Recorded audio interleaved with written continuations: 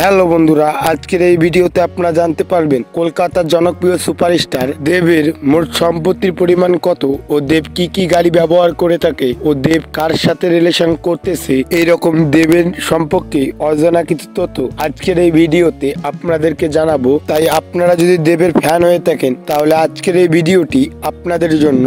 তো ভিডিওটি একটু স্কিপ না করে ভিডিওটি সম্পূর্ণ দেখার অনুরোধ রইল। আর আমাদের চ্যানেলে যদি আপনারা নতুন হয়ে থাকেন তাহলে অবশ্যই চ্যানেলটিকে সাবস্ক্রাইব করবেন। তো চলুন শুরু করা যাক। আমরা প্রথমেই জানবো বর্তমান সময়ে দেবের মোট সম্পত্তির পরিমাণ কত।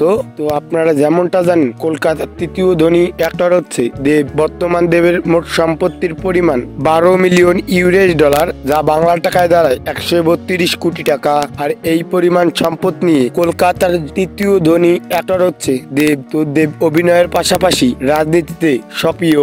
যেমনটা জানেন এবারের আবারও নির্বাচনে এমপি হয়েছে। তো চলুন এবার দেবের গাড়ি কালেকশন দেখে আসি। কলকাতা নায়কদের মধ্যে সবচেয়ে বিলাসবহুল জীবনযাপন করে থাকে দেব। দেবের সবচাইতে কম দামি গাড়িটি হচ্ছে টয়োটা ইনোভা ক্রেস্টা। ভারতে এটির দাম হচ্ছে 30 লক্ষ টাকা। এছাড়াও দেবের 2 নম্বর গাড়িটির নাম হচ্ছে এমডি কোলোস্টার। ভারতে এই গাড়িটির মূল্য 50 লাখ টাকা। দেবের 3 নম্বর গাড়িটি হচ্ছে মার্সিডিজ বেঞ্জ এস ক্লাস। ভারতে এই গাড়িটির মূল্য 1,50,00,000 টাকা। দেবের 4 নম্বর গাড়িটি হচ্ছে বিশ্বসেরা এসইউভি, যার নাম হচ্ছে রেস রোভার ভগ, যেটির মূল্য হচ্ছে 2,50,00,000 টাকা। দেবের সর্বশেষ গাড়িটি হচ্ছে BMW X5, যার বর্তমান বাজার মূল্য 3 কোটি টাকা। এবার চলুন এদের কিছু পার্সোনাল তথ্য জেনে আসি।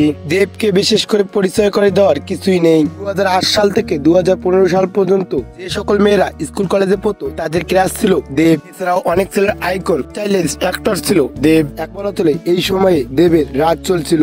দেব জন্মগ্রহণ করেছিল 1982 সালে। সেই হিসেবে তার বর্তমান বয়স 40 বছর আর তার উচ্চতা হচ্ছে 6 ফিট। দেব জন্মগ্রহণ করেছিল পশ্চিমবঙ্গের মেদিনীপুর জেলায়। দেবের আসল নাম হচ্ছে দীপক অধিকারী, ডাক নাম হচ্ছে রাজু। তার ভক্তরা তাকে দেব বলেই চেনে। ইন্ডাস্ট্রিতে আসার পর তার নামটি ডিরেক্টরের পছন্দ হয়নি, তাই তার নামটি চেঞ্জ করে দেব রাখা হয়। আর এই রকমটি করা হয়। দেবের পরিবারের মোট 4 জন সদস্য রয়েছে। তার বাবা হচ্ছে গুরুদাস অধিকারী, তার মায়ের নাম হচ্ছে রোশনি অধিকারী, তার এক ছোট বোন রয়েছে তার নাম দীপালি অধিকারী। তো আমি বুঝতেই পারছি না এদের উপর কার অধিকার আছে। তো যাই হোক, সিনেমা ইন্ডাস্ট্রিতে দেবের খুব প্রেমের গুঞ্জন রয়েছে।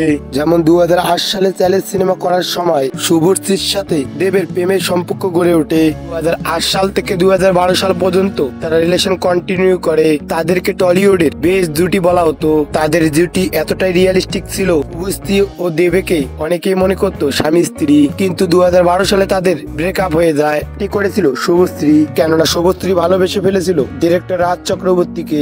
2019 সালে ডিরেক্টর রাজ চক্রবর্তীকে বিয়ে করে শুভশ্রী। শুভশ্রীর ঘরে এখন একটি বেবি রয়েছে। শুভশ্রীর সাথে ব্রেকআপ হওয়ার পর দেব বেচারা 4 বছর কোনো রিলেশনে জড়ায়নি। বছর পর 2016 সালে চান্স সিনেমা করার সময় কো আর্টিস্ট রুকমিনীর সাথে তার প্রেমের সম্পর্ক গড়ে ওঠে। বোঝা যাচ্ছে ভালোবাসারও পরিবর্তন হতে পারে। তো যাই হোক, আজ পর্যন্ত দেব মোট 50টি সিনেমায় কাজ করেছে। তো যাই হোক, দেব বর্তমানে নিজস্ব বাড়িতে থাকে না। দক্ষিণ কলকাতায় দেব একটি ফ্ল্যাট কিনেছে আর বর্তমানে এই ফ্ল্যাটে আছে দেব। দেব কিভাবে সিনেমা জগতে আসলো তো চলুন এক নজরে তা দেখে আসি। দেবের বাবা পেশায় একজন ক্যারেক্টার ছিলেন, মানে রান্না বান্নার কাজ করত দেবের বাবা মুম্বাইয়ে। সেই খাতিরে তার বাবাকে সাহায্য করার জন্য রান্না বান্নার কাজে সাহায্য করত দেব। করার পাশাপাশি মুম্বাইয়ের বাদরাতে তিনি পড়াশোনা করতেন। মুম্বাইয়ের বিদ্যাপীঠ ইউনিভার্সিটি থেকে গ্র্যাজুয়েশন সম্পন্ন করে। এখানে উল্লেখ করা বিষয়টি হচ্ছে দেব খাবার দাবার সার্ভ করত ফিল্ম ইন্ডাস্ট্রির মানুষদের কাছে, যেমন শাহরুখ খান বা সালমান খান, কিংবা কোনো সিনেমার অনুষ্ঠানে। তাদেরকে দেখে সিনেমা জগতে আসার ইচ্ছা হয় দেবের। তাই পড়াশোনা সম্পন্ন করার পর তিনি চলে আসে মুম্বাই থেকে চলে আসে তার শহর কলকাতায়। কলকাতায় অনেক অডিশন দেওয়ার পরে 2005 সালে একটি ছোট সিনেমায় নায়ক হিসেবে চান্স পায় দেব। প্রথম সিনেমার নাম ছিল অগ্নিশপথ। কিন্তু এই সিনেমাটি মুক্তি পাওয়ার পর সিনেমাটি বিশাল পরিমাণে ফ্লপ হয়। কিন্তু দেবের ভালো অভিনয়ের জন্য দেব সবার আলোচনায় চলে আসে। অভিকিরণ নাগের পরিচালিত আই লাভ ইউ সিনেমাতে অভিনয় করেন। এই সিনেমাটি বাংলাদেশ ও ভারতে বিপুল জনপ্রিয়তা পেয়েছিল। দেবের এই সিনেমাটি করার পর দেবের ভাগ্য খুলে যায়। এরপর দেবকে আর ফিরে দেখতে হয়নি। এরপর দেব একের পর এক হিট ছবি উপহার দেয়, যেমন 2008 সালে প্রেমের কাহিনী, বিখ্যাত সিনেমা মন মানে না এবং চ্যালেঞ্জ। দেবের সবচাইতে সফল সিনেমা হচ্ছে চাঁদের পাহাড়। আর এটি হচ্ছে কলকাতার সর্বোচ্চ আয় করা সিনেমা। আর এই সিনেমাটি বিভিন্ন ভাষায় মুক্তি পেয়েছিল।